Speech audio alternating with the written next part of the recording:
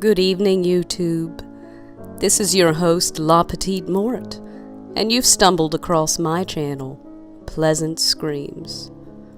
Let me take you into a trip into the strange and unusual tonight as we cover 4 cases of authors who met a strange fate. Our first author is Ambrose Bierce, who lived from June 24th, 1842 to around 1914. He was an American Civil War soldier and a writer. A couple of his famous works included Chickamauga and An Occurrence at Owl Creek Bridge. The first case is that of the famous Ambrose Bierce. At the age of 71, Bierce departed from Washington, D.C. for a tour of his old Civil War battlegrounds. He passed through Louisiana and Texas, crossing by the way of El Paso into Mexico, which was in the throes of the Revolution. He joined up with Pancho Villa's army as an observer, and in that he witnessed the Battle of Tierra Blanca. Bierce is known to have accompanied Villa's army as far as Chihuahua. His last known communication was with a letter he wrote to Blanche Partington, a close friend, and it was dated December 26th. After closing this letter, he said, "As to me, I leave here tomorrow for an unknown destination." He vanished without a trace, his disappearance becoming one of the most famous in American literary history. It was uncovered that there were accounts by a priest that Bierce was executed by a firing squad in a cemetery in a small town. However, this story is unreliable. There was an official investigation by the U.S.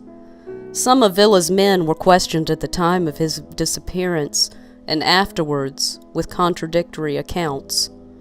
Pancho Villa's representative in the U.S. was contacted by U.S. Chief of Staff Hugh L. Scott, and Summerfield investigated the disappearance. Bierce was said to have been seen last in the city of Chihuahua. All investigations into his disappearance have proven fruitless. Despite a lack of hard evidence that Bierce had gone to Mexico, there is also no evidence that he did not. Therefore, despite an abundance of theories, including death by suicide, his end, still to this day, remains shrouded in mystery. Number 2. Edgar Allan Poe. The only thing more mysterious than Edgar Allan's dark stories and poems are the circumstances of his untimely death. The details are sketchy at best, but what we do know was that he was found wandering the streets of Maryland incoherent. Poe was taken to an hospital, and it became clear that his health issues were more of a serious nature. This was confirmed on the morning of October 7th, 1849, when he died. Unfortunately, the key is, why did he die? There is no death certificate on file, and the only known obituary lists congestion of the brain. His passing is most commonly attributed to alcoholism, but many feel his drinking only exasperated a more serious medical condition, such as TB, epilepsy, or rabies.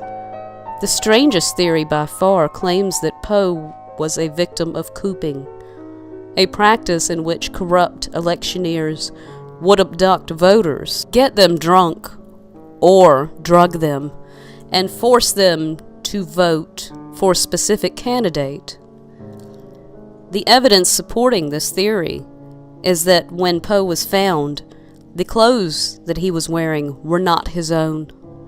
This was a common occurrence in cases of cooping, as coopers would dress and redress them multiple times to get multiple votes out of them.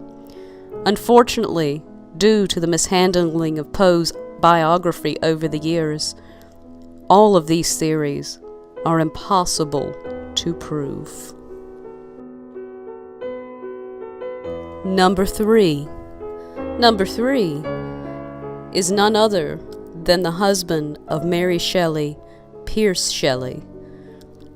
On July 8, 1822, 1 month before his 30th birthday, the poet's schooner was caught in a storm in Italy. Shelley, along with a friend and another 18-year-old boat boy, all drowned. Shelley's body washed ashore weeks later. He was cremated on the shore with a handful of friends, including the poet Lord Byron. In a final coincidence, fit for one of his poems, Shelley's heart refused to burn during his cremation. A friend watching the cremation snatched his heart from the flames and gave it to Shelley's wife, Mary Shelley.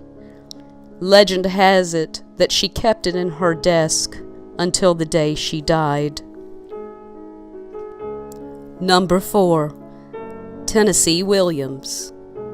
Pulitzer Prize-winning playwright Tennessee Williams secured his place in dramatic history with plays like A Streetcar Named Desire. His personal life, however, was wrecked with serious substance abuse. By the early 1960s, he was propping himself up on 2 packs of cigarettes a day, a fifth of liquor, and tons of pills. On February 24, 1983, while administering his nightly tranquilizers, Williams choked to death on a bottle cap in his room at the Hotel Elsie in New York City.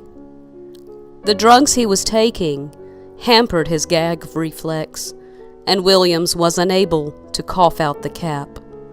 His body was found the next morning.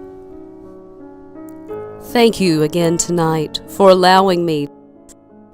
Thank you again for joining me on a trip into the strange and unusual. This is your host, La Petite Morte. And have a good evening. Pleasant screams.